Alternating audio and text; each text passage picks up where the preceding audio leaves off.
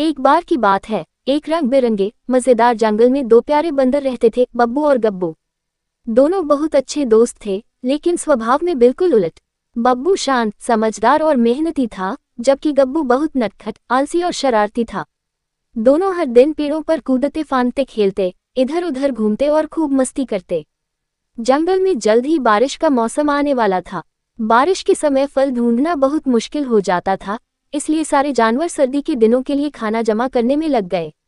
बब्बू ने भी सोचा, मुझे भी बरसात के पहले खूब सारे केले और फल इकट्ठा करने चाहिए।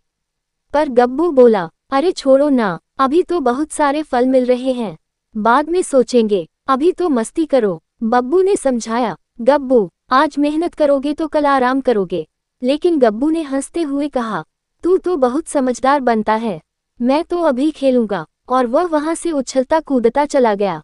बब्बू की तैयारी। हर दिन बब्बू सुबह जल्दी उठता, दूर दूर तक जाकर पके हुए केले, अमरूद, सेब और नट्स जुटाता और पेड़ के ऊपर बने अपने छोटे से घर में सुरक्षित रखता। गब्बू हर दिन बब्बू के पास आता और खाने के लिए मांगता, थोड़े से फल दे दो, बहुत भूख लगी है। बब्बू उसे थोड़ा थोड़ा खिलाता, लेकिन हमेशा कहता, मेरे दोस्त, अपने लिए भी कुछ जमा कर ले। गब्बू हर बार वही जवाब देता, कर लूंगा ना, अभी तो बहुत टाइम है। बारिश की धमाकेदार एंट्री। कुछ ही दिनों में काले बादल छा गए और तेज बारिश शुरू हो गई।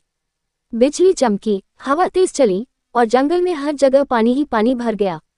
पेड़ों पर पत्ता पत्ता हिल रहा था और फल गिरने बंद हो गए थे।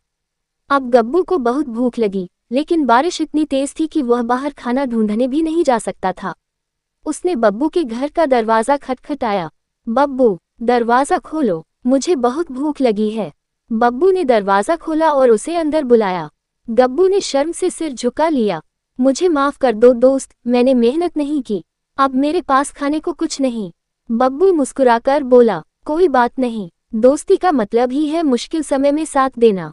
लेकिन याद रखना, समय पर मेहनत करने वाला ही मुश्किल में जीतता है।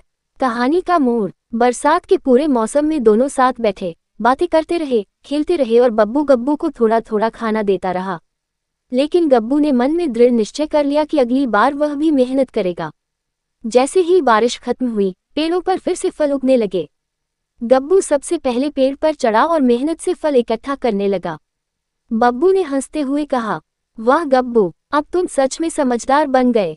गब्बू ने गर्व से कहा, हाँ दोस्त, अब मैं भी पहले मेहनत करूंगा, बाद में मस्ती। दोनों हंसते हुए पेड़ की डाल पर बैठ गए और आसमान में उगते इंद्रधनुष को देखते हुए मस्ती में गाना गाने लगे। कहानी से सीख। चमकता सितारा असली दोस्त वही है जो मुश्किल में साथ दे। चमकता सितारा समय पर मेहनत करने वाला कभी हारता नहीं। चमकता सितारा मस्ती जरूरी है, लेकिन मेहनत उससे ज्यादा जरूरी है।